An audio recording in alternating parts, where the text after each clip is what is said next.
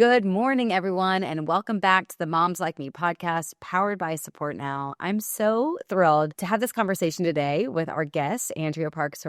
Y'all, she is amazing. In addition to working for this phenomenal company, which we'll get to in a bit, she is also a cancer mom who so eloquently described her own situation and what drove her to the company that she works for now. And as she was describing her story, I thought, gosh, this needs to be on a podcast. This needs to be captured. Her daughter's journey is really tremendous. There's kind of two waves to the cancer journey, which is not something that I've run across very often. And so, Andria, I just want to first say thank you for joining us today. My pleasure. My pleasure. Thank you for having me. I'm thrilled to be here. Of course. So, as we've discussed offline, Andria, part of the goal of this podcast is if we can even reach just one mom that needs to hear a story, that needs to hear this moment of hope, we hope that we can accomplish that through this conversation. So I would love for you to start by sharing kind of what happened, because from what I understood from conversations we've had is that everything was very normal for a very long time until it wasn't. So if you don't mind telling a little bit more about that story, I'd love to hear it. Of course. So good morning, everyone. So yes, my name is Andria. I'm the proud mom of a 2-time cancer survivor. And everything was normal. I'll take you back to December 2019. My daughter was 13 years old, and we were just getting ready for the holidays. And she was practicing for her ballet performances and starting experiencing a really sharp pain in her lower left abdomen. And we weren't sure what that was. And it just intensified, and took her to the pediatrician. From there, we went to the ER, and we had multiple visits to the ER. 4 ER visits later, we heard the words that no parent should hear. And the doctor said, there's a mass. It's large. It's wedged behind her left kidney and does not look operable. It's touching multiple organs. And at that point, my mind was just going to the 30 years that I had been in pharma, listening to words that I had heard before, that in another context, in a work context, and trying to rationalize what the doctor was telling us. And a few days later, there was a biopsy taken. There was a stent inserted in her left ureter just to help the urine from her kidney go down and out of her body. That's what was causing the pain. The tumor was wrapped around the kidney. And from there, everything just happened so quickly. She had a surgery on the 31st of December to have a port inserted in her chest. And then chemotherapy started that same night. I remember looking out of her hospital room window and seeing the Biltmore Hotel, which is just a few blocks away, exploding in these beautiful fireworks while my child was on her hospital bed receiving her first chemo. And it was rough.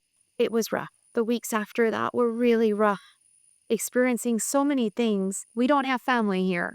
We live in Miami, Florida. We don't have a lot of family here. So our community was our family. Our school community wrapped us around in their arms. Our parish community did too.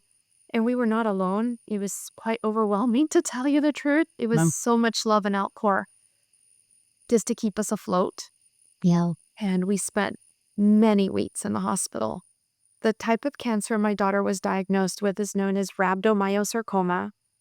It was in an advanced stage, and the chemotherapy that she was given was also very aggressive. She received 54 weeks of chemotherapy. We suffered all of the side effects that come with that, all the ups and downs, many weeks hospitalized. And we were praying, my goodness, she's in 8th grade. Will she make it to graduation? And there was a different plan. God sent COVID over and stopped the world. So I say that with a smile on my face. I know COVID was very hard on many.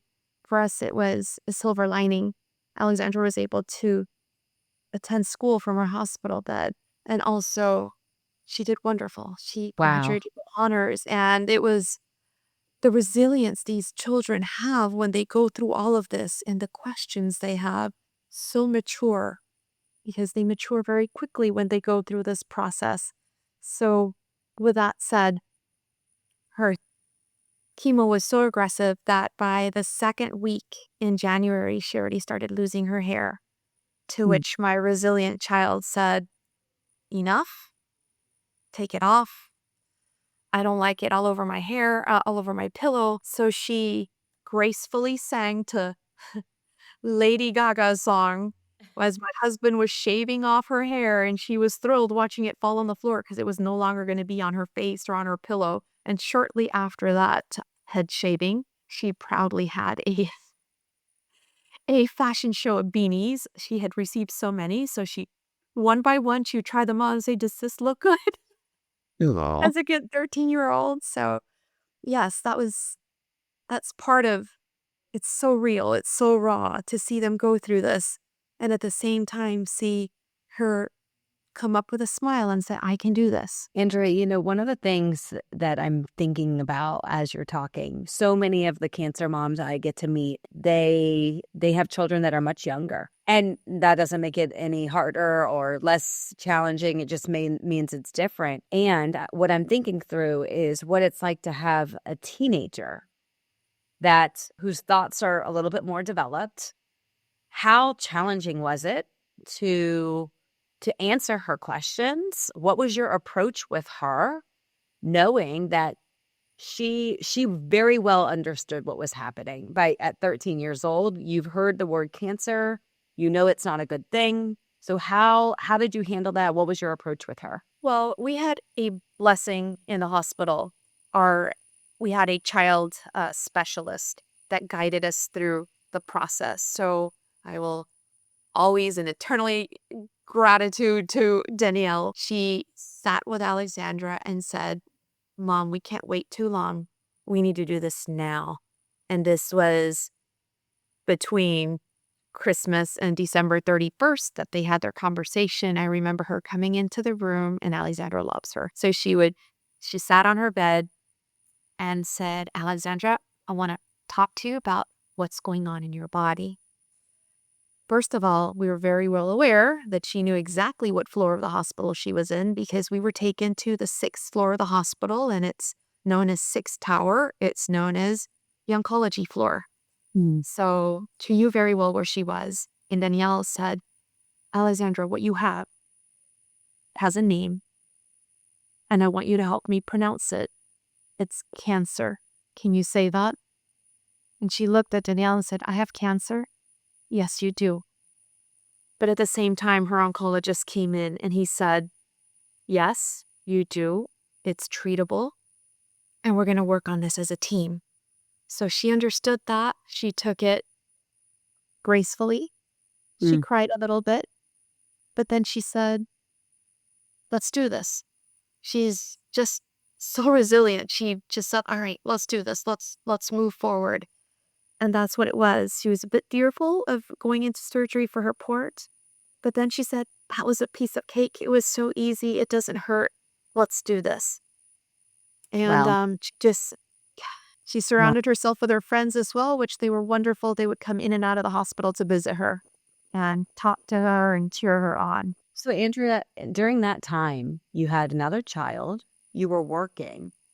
How did you live? Like, how did you function? I mean, again, some of the things that I think is often missed when we tell these stories is that there is a very real day to day that you still have to get through. It's easy to kind of tell the story when it's in the rearview mirror, but how did you actually handle the day to day realities of not just being a mom of a teenager with cancer, but also having another child and being a professional? That was really rough, and especially around the holidays when you receive all of these news. And I called my I called my boss and I let him know. I said, "Charlie, this just happened. I am overwhelmed. I I'm not sure how I'm going to approach this. I don't know what's coming next. I just need you to know."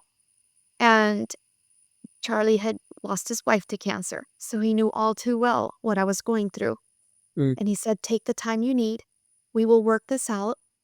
And I try to keep everything as normal as possible for the family, especially for our younger one, for Andres, who's just 2.5 years younger than his sister, and try to explain in simple words your sister's going to be in the hospital for many weeks and months, in and out. I explained and I told him what the word cancer meant and what she had. I was straightforward with him, but at the same time comforting. And it was hard, but Mm. I tried to balance the real world and try to keep things as normal as possible, which meant I was working from home. I would go into the office the days that Alexandra was home recovering from chemo. I would go into the office for a few hours and try to keep my head normalized. But I would come home immediately, shorter days, and do what I needed to do from home while she was sleeping. So it helped me keep a balance. It also helped my husband keep a balance as well and keep the hours that I was away, he would be with the kids. The hours that he was away, I'd be with the kids and not at the office. And just having that support from Charlie, my boss, was amazing. And Yeah, then COVID. invaluable. Yeah. Yeah, I mean, I think it sounds like he was just so understanding, so human about the situation, Like, not giving you days, taking the time that you need and actually meaning it. Because I think a lot of times people say things and then there's a subtle pressure that then comes about at some point. So I want to go back to what you said about Alexandra's chemo. So how many weeks was it? 50 something? 54. 54. 54 weeks of chemo. Yeah. Wow. Rough. I mean, rough. And you're saying that she experienced every side effect. She still remained, hopeful, optimistic. And tell us more about when you got the news that the cancer was gone and kind of like what shifted and what changed. Because again, obviously there's a second half to this story, but tell us tell us a little bit more about that moment. So Alexandra's cancer rhabdomyosarcoma responded very, very well to treatment. She was put on a clinical trial. I remember, and I need to take this a little further back. So when I sat with her doctor for the first time, figuring out, well, what are the next steps? We understand there's a mass. And he started telling me, well, these are the different options. And I stopped him right there and I said, this is overwhelming. He had this beautiful picture on his desk of him with this beautiful girl, and it had a name, my daughter's same name. And I said, if this were your Alexandra, how would you treat her? And he Mm. stopped and he looked at me and immediately pulled open a file and he said, we're putting her on a clinical trial. This looks very successful for her specific type of cancer. And I said, let's do it. I'm in your hands right now. Let's move forward. So with that said, she responded very positively to her treatment. By the 4th month, the tumor had responded so well that it shrunk. It was inoperable. It was touching too many organs, and that allowed the reduction of the tumor by chemotherapy, enabled radiation to start. So Mm. she also responded very well to radiation. Mind you, there are many side effects, and just because it responded doesn't mean you shorten treatment. You need to complete the treatment to ensure the cancer doesn't come back. Got it. So yes, she had many side effects. As the body continues to, receive chemotherapy, you develop other things, such as Alexandra was a ballerina. She was on her point shoes. She loved dancing ballet so gracefully.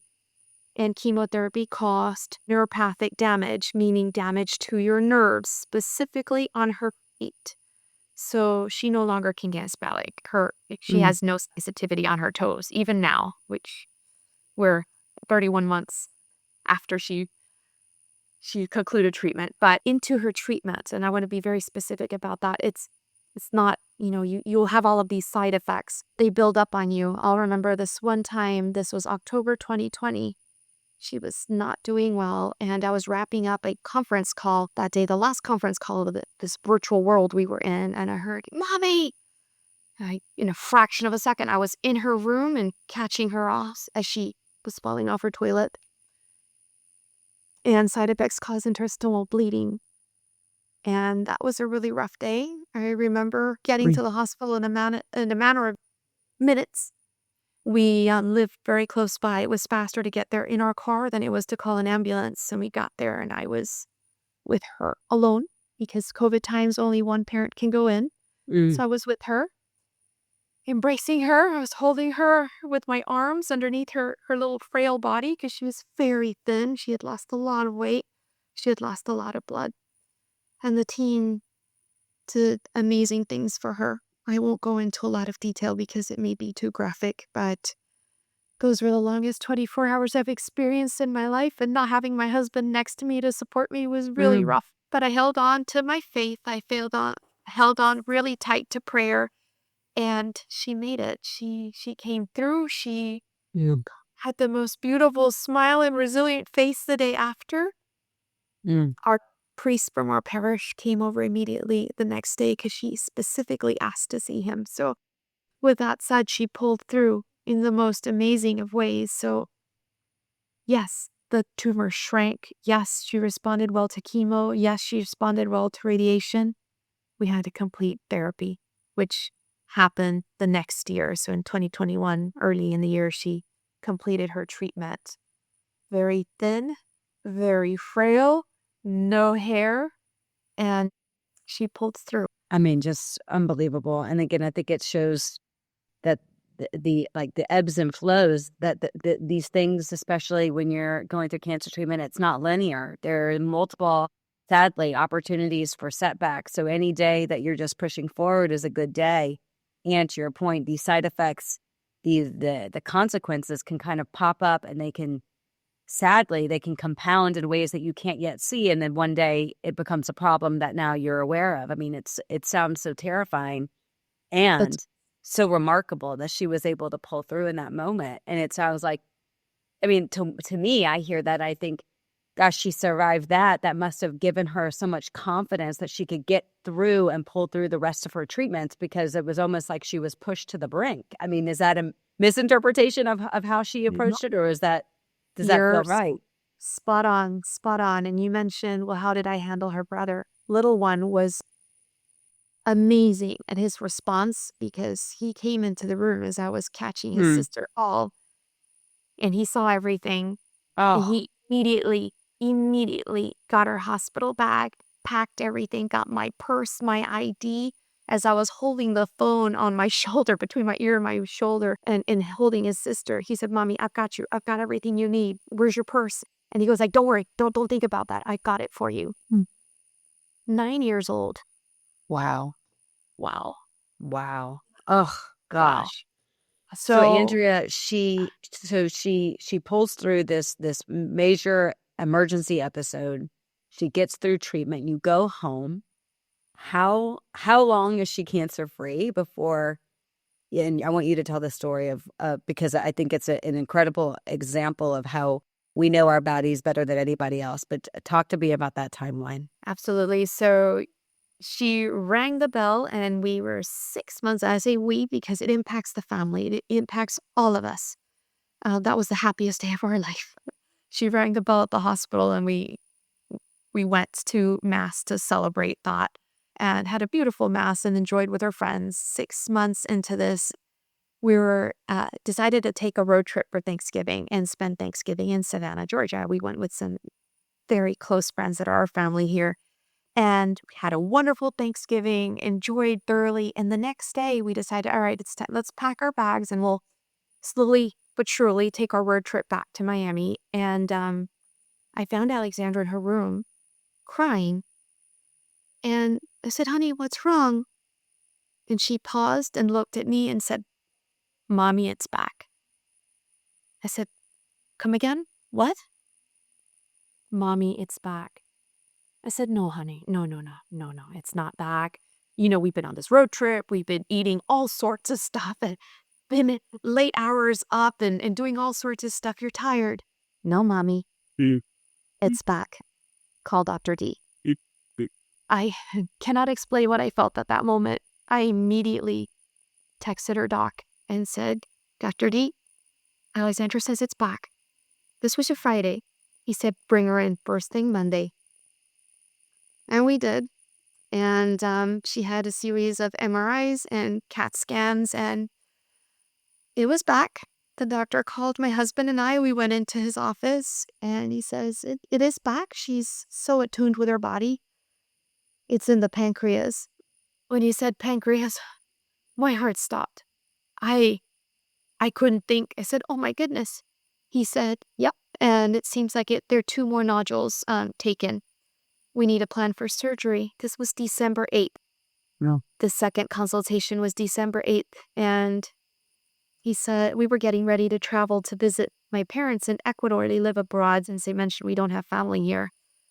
And I had to change our plans. We stayed local, celebrated Christmas and New Year's, and January 4th, she had surgery. A surgery that was supposed to last 2 or 3 hours ended up being about 13 hours. They were the longest 13 hours of our lives. We prayed so much during those hours, just waiting for any news to come through. That the surgeon was so precise and so careful.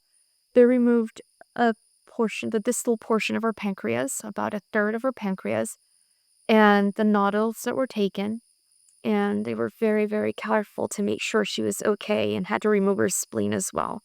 Wow. So she had a G tube in just to make sure she recovered from her surgery for a few days, which she really disliked that tube.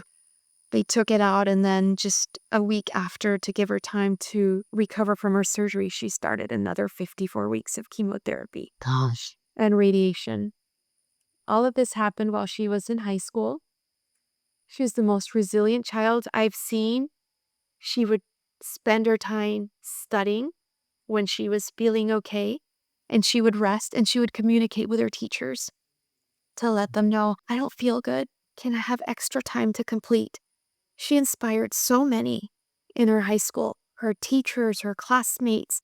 And we would have frequent conversations with them to let them know what progress was like. 'Cause of course, we were mortified. We wanted her to have as normal as a life as possible. And she pulled through. Wow. She concluded treatment 2023. She graduated. She did not want to ring the bell, by the way. And she said, I don't want to ring the bell. You And know we what? I get that. I That's get that. It's fine. okay. Yes, it's fine. It's okay.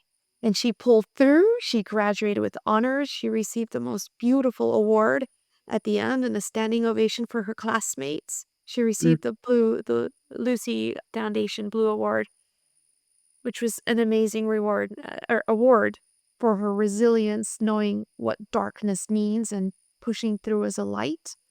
And that brought us all to tears. I don't think I cried as much in her graduation as I did. And now, inspired by her own story, she decided to go to nursing school. And I asked her, Alexandra, why nursing and not medical school? And she said, Mommy, my doctors were amazing, but it was my nurses that made the complete difference. And I'm here because of them. Wow. That was amazing. So yeah, she pulled through brilliantly 2 times. Andrea, it's such a phenomenal story. It sounds so exhausting just even hearing you talk about it, just the ups, the downs, the emotional turmoil of it all. And you've mentioned on multiple occasions accurately how resilient your daughter is.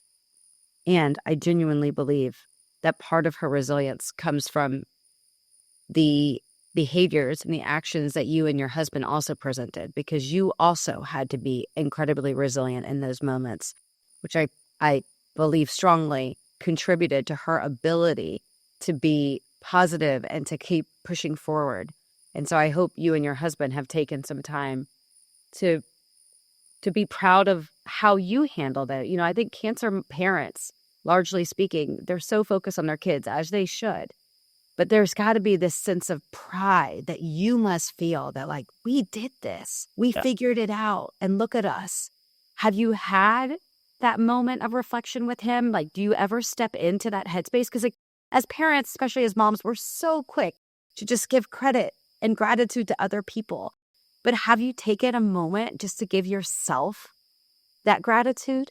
That's a very good question. I think what we've done is embrace the journey. We've embraced what comes from it and how we've grown through it. It's hard as a couple to go through this. We had our ups and downs because you're exhausted, you're so tired, and sometimes you just don't get time to connect and talk.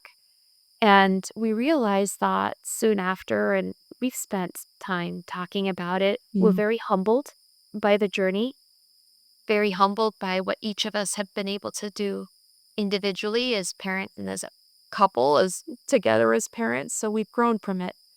But it's curious, it took us a good 6 months to navigate the new normal.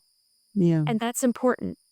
When you finish treatment and you're not in the hospital and you're not going on a daily or weekly basis, it's really weird. It's a very just odd space of now what? We're at Yeah. home and it's not the hospital and it's not that second home Yeah.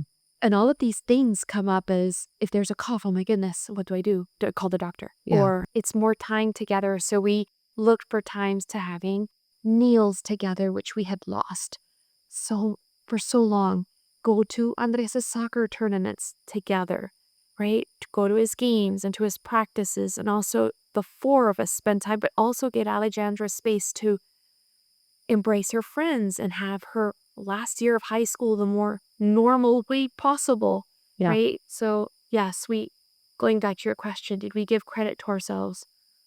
I think we embraced it more than giving credit and just very humbled. Yeah.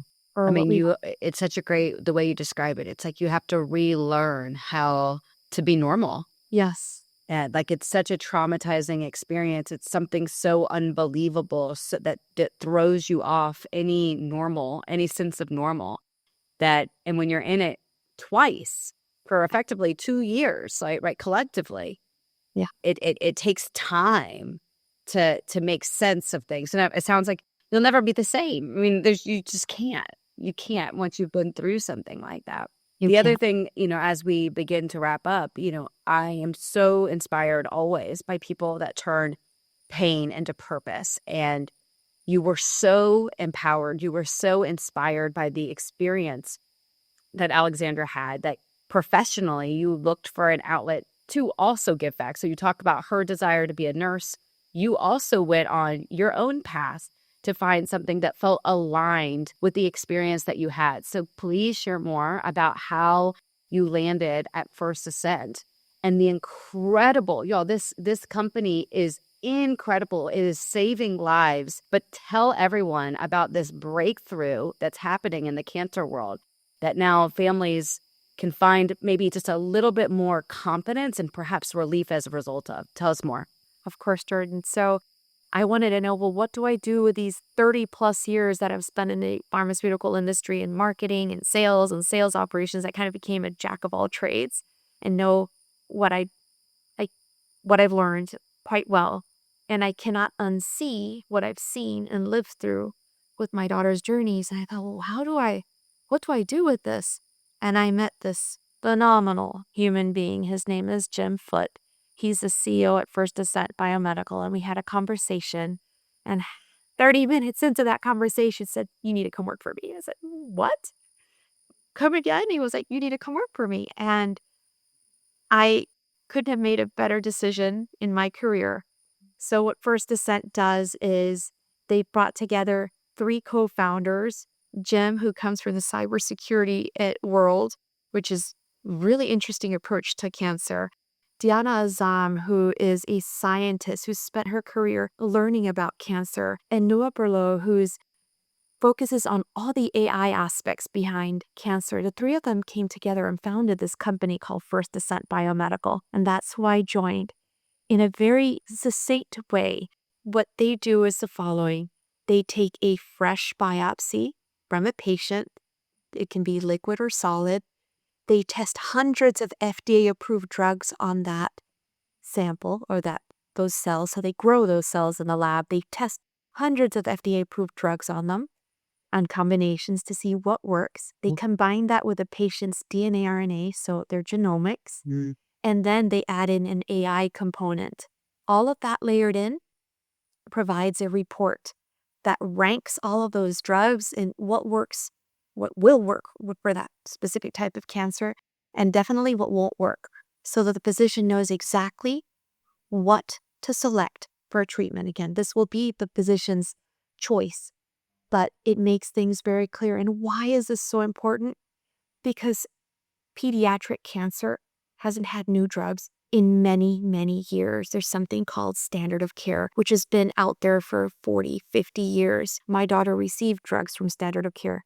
She was one of the patients that did respond, but there are many that don't respond. and won't respond and won't be with us anymore. So knowing what drugs will work give a new hope and a new approach on how cancer is being treated by selecting the drugs that do work based on that patient's unique biology. So imagine what that does. Less toxicity, knowing exactly what will work and just pinpointing the right treatment for the right patient at the right time.